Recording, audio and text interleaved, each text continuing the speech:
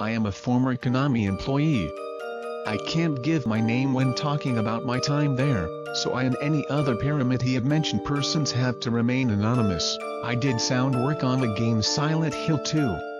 My brother also worked in sound development, so we were always exchanging ideas. It takes a special breed of developer to work on a horror game. You have to remember, we made countless sound bits and sights that would haunt this generation of gamer for years, and years to come. If you've played through the game, you may recall when James is in the motel, there is a certain secret in the motel where you can find a music box. I made the sound for that bit, and went to the head developer with the idea. Well, most of us had used childhood paranormal experiences to influence the dark and creepy portion of our work. I used a particular artifact from mine and my brother's.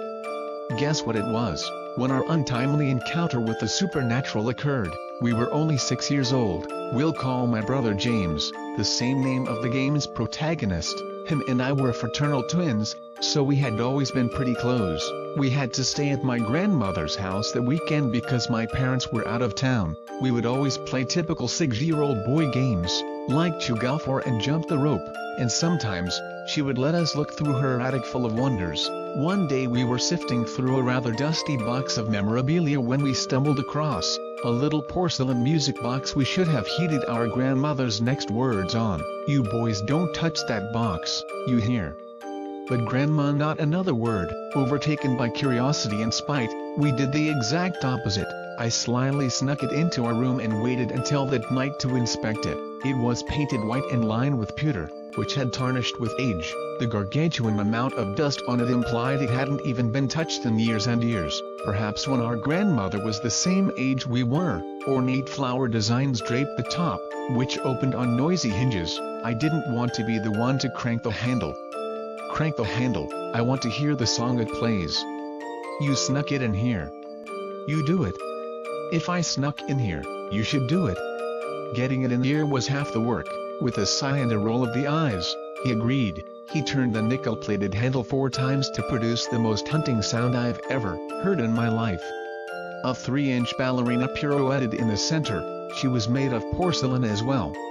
The song playing was somber. It drew us to a level of gripping, bitter sadness that could never be equally produced. I bite back tears when I think of the sound that stupid thing made. My brother was the one who turned the handle, so he suffered its grisly effects. It was about halfway through its little tune when things went really wrong. The ballerina in the center started to drip blood from her eyes, almost as if she were crying. My brother then walked into the kitchen. I followed. He took a knife from our cabinet and sat on the floor.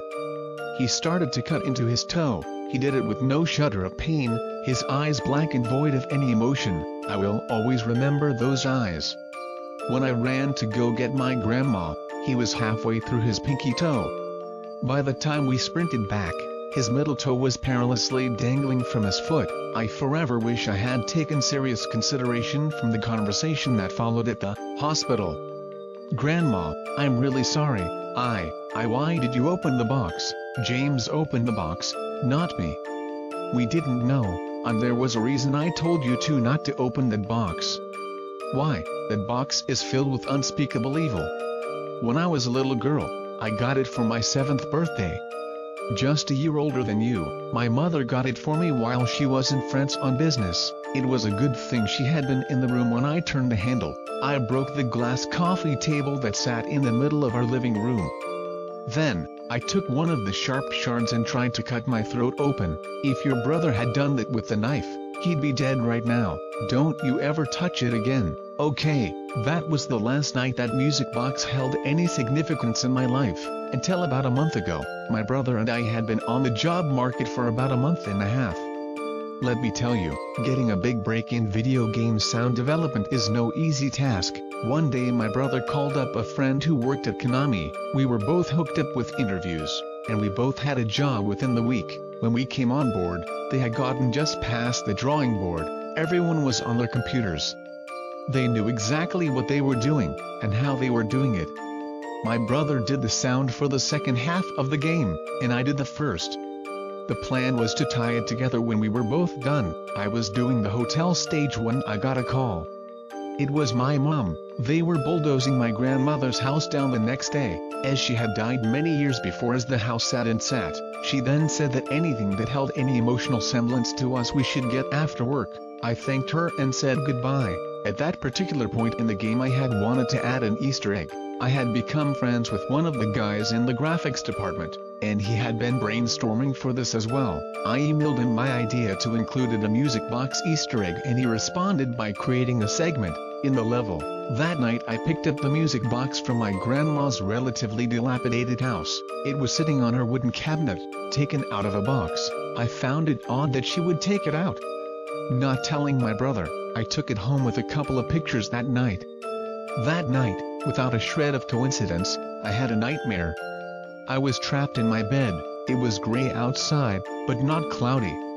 The sun shone with an eerie white, void of happiness and color. I wasn't tied or chained down, just paralyzed. 5-year-old children surrounded my bedside. They all wore the same black and white garments, male and female respectively. None of them had eyes, just seemingly endless black holes that struck into the annals of my soul, fading into their creepy dolphin gray skin. After a 7-minute period of silence, they started faintly whispering, "Do it, do it, do it, do it." I started to involuntarily tear at the skin on my face. I was ripping most of it off, then that was it. I woke up in a cold sweat, to find my face unharmed. The dream replayed itself twice more, until it was 5 in the morning. Having nothing else on my agenda, I left for work. There was no one else in yet, not even the head developer.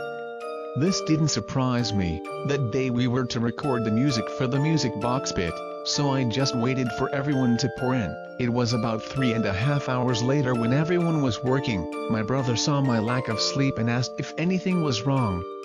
"No, I'm fine. I'm helping a buddy of mine working in the graphics department create an Easter egg. We're doing the sound for it today." "Oh yeah, I heard about that. How are you guys gonna record it?" "Check this out." As I produced the music box from my briefcase, my brother's eyes grew wide and he backed away. "What the fuck are you doing with that thing, James?" "It's just an old music box I found in Grandma's stuff. They're bulldozing her house down today, and I took a couple of her pictures too. Would you like one?" "You know why I'm acting like this?" "What are you talking about?" "The night I went to the hospital. You accidentally fell on some broken glass." "No, I didn't." "Nice try, but Grandma told me what happened when we were 14. That thing has caused enough pain for me already." "Dude, we were kids. We also believed in the boogeyman. Are you going to listen to our wizened old grandmother, or to your brother who is about to earn a very nice Christmas bonus?" "Fine, I'll be in the room with you so we can get the bonus." "How much is it?" $1,000. "Done." At around 1, we all went in. It was just my buddy, James, the head developer, a 17-year-old girl my buddy had brought in who was here on an internship, looking at going into video game sound development, and myself. I went into the sound room first, music box in hand. The recording guys were working on some sound for the game when we walked in. My head developer did the talking. "Hey guys, can you access the Easter egg in the hotel level?" "Sure, you guys here to do the recording?" I held up the box. "Yes." I set it next to the high-def microphone. With a few adjustments, we were ready to start. I was standing just in the doorway of the booth, turning the handle and letting go on their cue. Their fingers counted down. 3, 2, 1. I let go of the handle. Silently closing the door, I let the music play. All of the chit-chat in the room ceased quite quickly. Everyone watched in stark speechlessness as the music played. Their faces were blank, but I could see it in their eyes.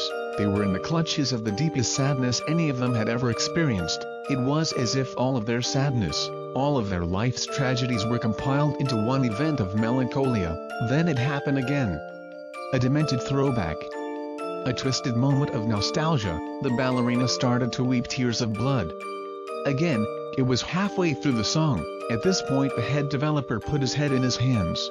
The intern vomited into a nearby trash can. Fits of fear crying rocked her small body as she repeated, "No, no, no, no, no."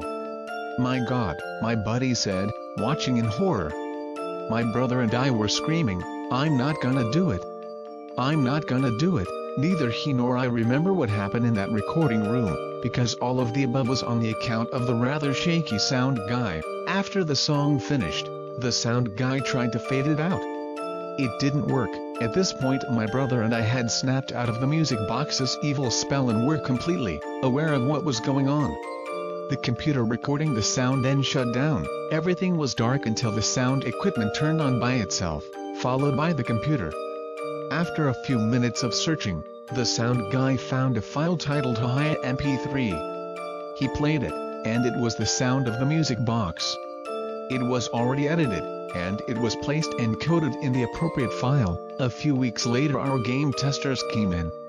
We did the rest of the sound with no incident. Needless to say, that in turn had no intention of showing up again. My brother had quit as a result of what had happened earlier in the sound room, so I got to keep all of the bonus. My buddy and I asked one of our testers to do the Easter egg in the motel stage, and this is what he found. James, the game's protagonist, not my brother, found the music box sitting on a table. A small cutscene of the music box appeared. Out of respect, they hadn't copied its real-life design, which I was thankful for. The game tester went to the bathroom and came back. Then this happened. James couldn't move. The tester pressed every button frantically, but he stayed put. The controller was brand new, and it had worked for every other part of the game. Suddenly, children surrounded James.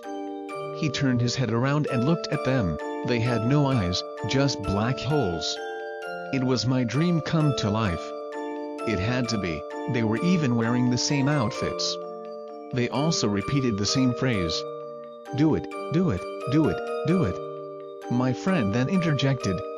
None of our guys did this. The boss has me go through and make sure the files are in the right places every night. Not once in one of my playthroughs did this happen.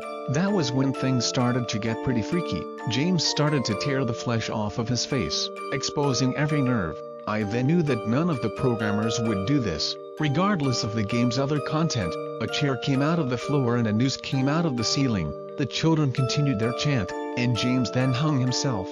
That day the game tester quit. I finished doing sound for the game, then I quit as well. But the day after the incident, I got a call. Both my brother and the game tester killed themselves. My brother had a knife he used for protection, so they used that to cut their faces. They then ripped off their faces and died from blood loss. One of the graphics guys found the video bit we saw with the tester and deleted it. I had thrown the music box away that day, and all unusual activity stopped. The rest of the game's touches were added without incident and within schedule. I was paid in full for my contributions to the game. Konami also gave me a $200,000 settlement to save themselves from an expensive lawsuit. I still have those dreams sometimes. I see the children repeat their words, do it, do it, do it, do it. And one of these days I just might.